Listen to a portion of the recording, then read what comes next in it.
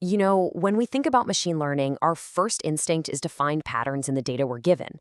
But what if the data itself is actually the problem?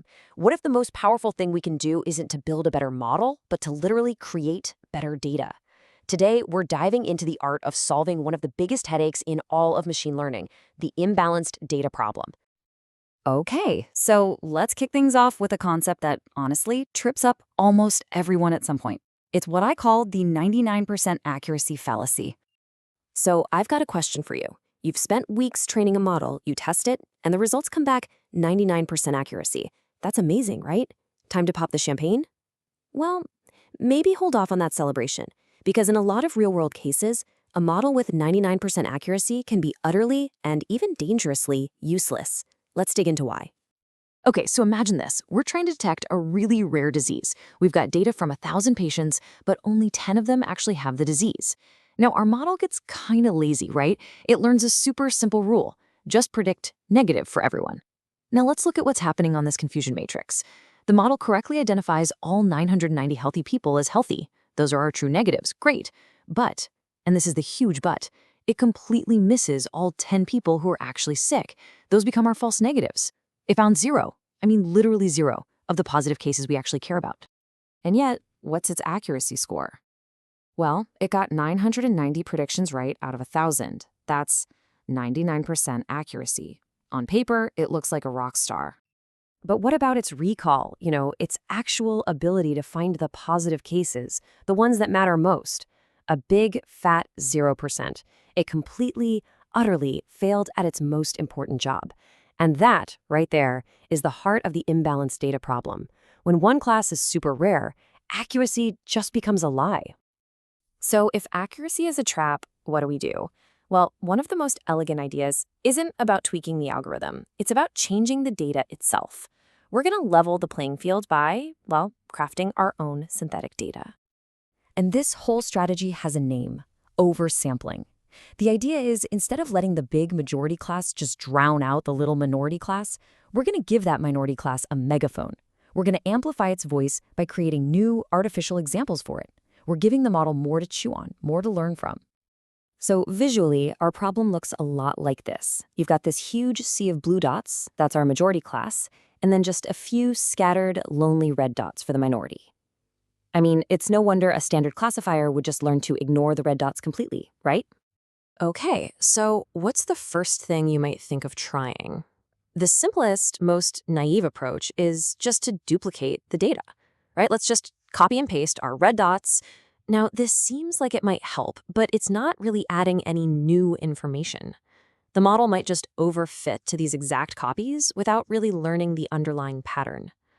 We need to be a little more clever. We need something that adds new info, not just more of the same.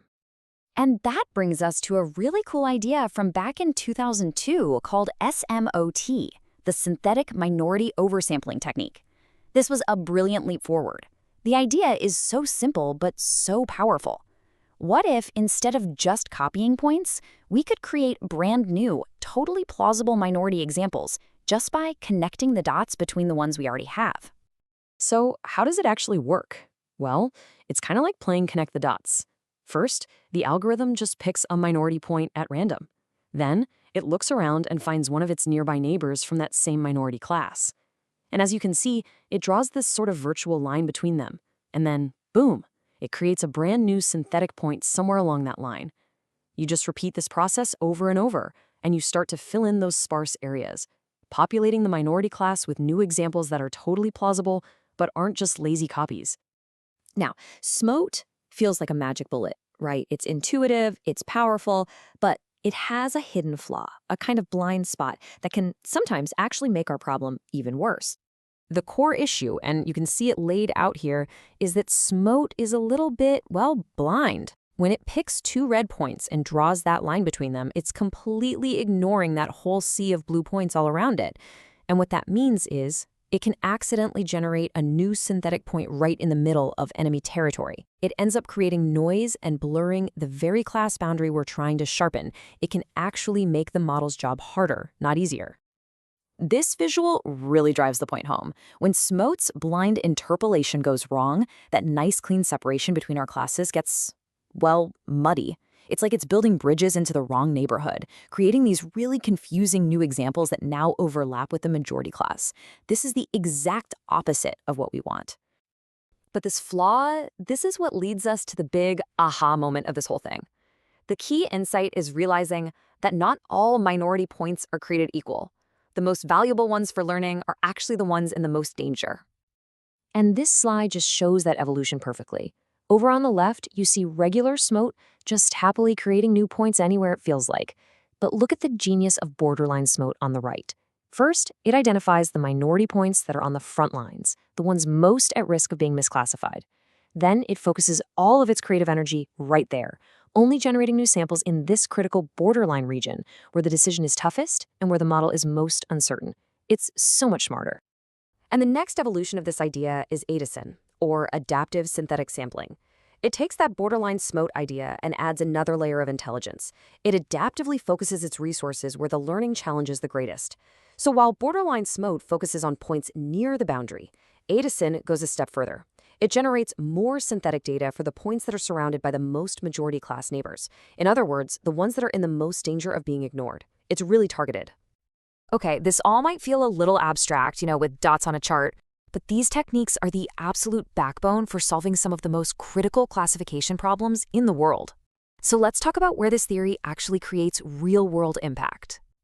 So, why does this matter so much? Well, think about medical diagnostics. Finding that one rare cancer case is everything. Or in finance, it's about catching that tiny fraction of fraudulent transactions among millions of legit ones. In network security, you're trying to spot a single, sophisticated cyber attack in a flood of normal traffic. In all of these high-stakes fields, the minority class isn't just an afterthought. It's the entire reason we're building the model in the first place. Okay, so we've covered the problem, the theory, and the applications. Now let's distill all of this down into an actionable toolkit that you can actually use for your own projects. First things first, we need the right tools for measurement. So just forget about accuracy. Instead, you're going to reach for metrics like the F measure, which is a great balance between finding positive cases without setting off too many false alarms. Or the G-mean, which really measures how well you're doing on both classes. Or a UC, which gives you a fantastic summary of your model's performance across all kinds of decision thresholds. So here's your playbook, your step-by-step guide. Step 1. Just stop looking at accuracy. Seriously. Start with a real performance metric like F measure. Step 2. Always start with standard smote. It's a fantastic, powerful baseline. Step 3. If you start to suspect that your class boundaries are getting a little blurry or noisy, that's your cue to switch to borderline smote and focus your efforts. And finally, step 4. If you notice that you have regions that are particularly sparse or just really hard to learn, bring in the specialist, ADASYN. It'll adaptively focus on those tough spots. And this brings us to a really profound point. When we use these techniques, we're not just algorithmically balancing some numbers. As this quote suggests, we are fundamentally altering the relationship between the classes. We are actively shaping the world that our model sees during training. We're changing the story the data tells. And that leaves us with one final big question to chew on. When we generate all this new synthetic data, are we actually uncovering a deeper hidden truth about that minority class that was there all along? Or are we just imposing our own assumptions? Are we just telling the model the story that we want it to hear? It's a fascinating question about the very nature of data and discovery in machine learning.